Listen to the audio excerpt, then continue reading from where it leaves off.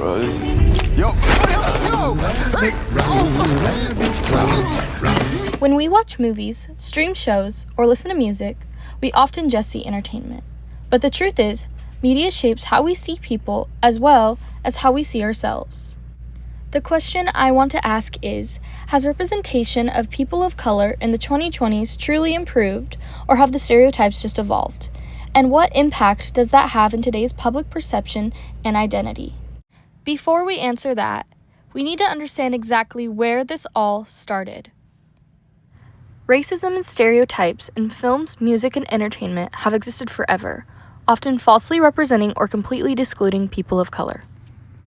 These stereotypes often build up a false narrative: the criminal black man, the gang-affiliated Latino, or even the genius Asian. Not only is this wrong and insensitive, but this stereotypes follows us into the real world without us even noticing it. History of racism has tracked back decades, even in some old Disney films like Song of the South, made for children. This even led to the renovation of Tiana's Bayou in place of Splash Mountain that was based off this movie. Another common theme seen in older movies is whitewashing, as seen in the movie Breakfast at Tiffany's. In this film, we are introduced to Tiffany's Japanese neighbor, Mr. Yunioshi, who is portrayed by a white man wearing yellow face, buck teeth, and an exaggerated accent. Not only is this wrong and insensitive, but this stereotype follows us back into the real world without us even noticing it. These are just a few examples of characters being wrongly construed or portrayed for the entertainment of people. Now, before we get into the film analysis, I want to discuss some key terms that are important and will be used throughout the video. Stereotype, a fixed oversimplified image of a group of people. Representation, who is shown on screen and how they're portrayed. Othering, treating people who are different as less than or alien. Racial formation, how racial identities are created and shaped by social and cultural forces, including the media. Alright, and now we're moving on to the film analysis. Spoiler alerts ahead, but don't let that stop you from watching these movies yourself. The first film I picked out was Get Out.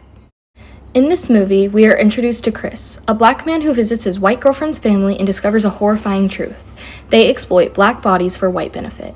This film critiques liberal racism, objectification, and the illusion of progress all in a twisted manner. Throughout this movie, we are shown multiple examples of modern-day slave trade and an overall fetishization of black people, often wanting certain traits or characteristics but completely disregarding that they are still human beings as well. One of the most chilling parts of Get Out is that the white people aren't your typical racist. They laugh, joke, and even compliment Chris. This is new racism, explored in the text, exploring images of African American women and new racism. It's basically racism disguised as being polite, progressive language, and even praise. What's underneath is what's important: control and dehumanization. He's not free, but being studied and handled. This is also subtle that it makes him question whether or not this is racism that he's feeling or not. In the film, Chris was taken to the sunken place. This place is essentially just a black hole, but is actually a metaphor for being trapped in silence. Get Out shows how media representation of blackness has evolved, from background characters to complex leads, from stereotypes to submersive commentary. But it also reminds us that racism adapts, and representation without justice or context can still be harmful. The next film I picked was West Side Story, a musical set in the 1950s New York City. West Side Story retells Shakespeare's Romeo and Juliet through the conflict between the white Jets and the Puerto Rican Sharks. The film follows Tony, a white former gang member, and Maria, a Puerto Rican girl, as they fall in love amidst racial tensions, poverty, and violence. The 2021 version of West Side Story made a conscious effort to correct the mistakes of the 1961 film. No more brownface, no more fake accents, Spanish is spoken freely and left unsubtitled. A sign of progress? Maybe. But is it enough? No. The Sharks are still portrayed as angry Puerto Rican men, their stories shaped around conflict and survival. As It's Always Been About Inclusion reminds us, people of color are often allowed on screen, but only within boundaries. In West Side Story, Puerto Rican identity is framed through pain, poverty, and tragedy. Their joy is always temporary, their stories disposable. Anita's assault shows how quickly joy turns into a punishment, reminding us people of color are often visible, but not safe, not empowered. In the end, Maria loses everything. Her grief is powerful, but her voice is left behind. The film centers a white love story, even as it tries to uplift Puerto Rican voices. Representation is improving, but we still need more stories where people of color have control, not just presence. The next film I chose was Everything Everywhere All at Once. It's about a Chinese-American immigrant mother, Evelyn, who discovers multiverses while battling emotional disconnection with her daughter and pressures of assimilation. Evelyn isn't a sidekick or stereotype. She's the hero, the mother, the fighter, and the failure all at once. As racism in popular culture explains, popular culture constructs race through images that circulate meanings about difference. This film challenges the idea that Asian women can only exist in one role. It expands what we imagine Asian identity to be: messy, powerful, emotional, and uncertain. The stereotypes haven't disappeared, but this film shifts them by refusing to simplify its characters. It shows that real representation means complexity, not just visibility. Last film I chose was The Help. Although it wasn't made in the 2020s, I thought it was an important addition as well to compare to the modern day films. The Help is a drama set in the 1960s Mississippi that follows a young white journalist, Skeeter, as she interviews black maids about their experiences working in white households.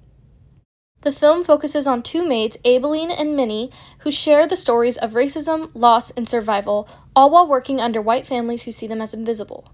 Though it tries to highlight injustice, the film often centers white guilt and redemption.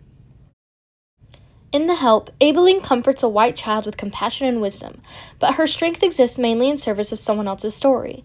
As exploring images of African American women in the new racism points out, the mammy stereotype is still alive, the nurturing, long-suffering black woman who helps white people grow while her own life remains invisible.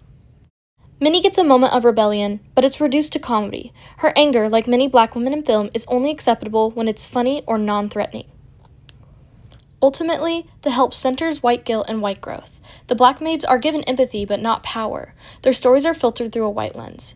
This isn't just a story about racism, it's a story shaped by it. Representation without control over the narrative is just another form of silence. So, has representation of people of color in the 2020s media really changed? We see more visibility, more diverse stories, and more complexity, but as we've learned, stereotypes don't always disappear. Sometimes they just evolve. Representation matters because media shapes how we view each other and how we see ourselves. It influences identity, reinforces or resists racism, and plays a major role in public perception. That's why we need to ask more than just who's on the screen. We need to ask how are they being shown and who gets to tell their story.